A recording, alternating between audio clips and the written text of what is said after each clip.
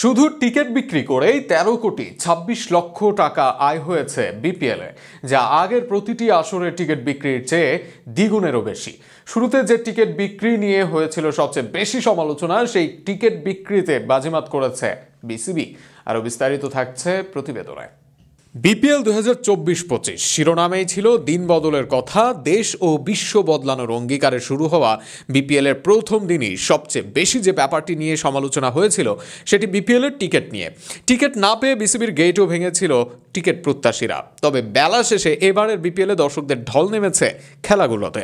বিশেষ করে ঢাকা, চিটাগং, সিলেট 3 ভেন্যুতেই এবার দেখা গেছে উল্লেখযোগ্য দর্শক।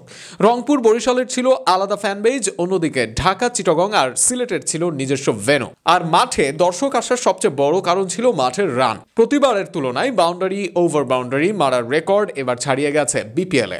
8টি শতক আর 700-র বেশি ছক্কায় বলে দেয় মাঠের খেলাটা কতটা জমজমাট ছিল 4-6। আর তারই পরিপ্রেক্ষিতে এবার টিকিট বিক্রি দিয়েও বড় আয় এসেছে। তথ্য মতে 13,26,00,000 টাকা বিপিএলে আয় হয়েছে শুধু টিকিট বিক্রি থেকেই। বিপিএল এর সপ্তম থেকে দশম আসর পর্যন্ত টিকিট থেকে আয় তেমন ছিল না। গড়ে প্রতি আসরে মোট আয় ছিল 4 কোটির মতো।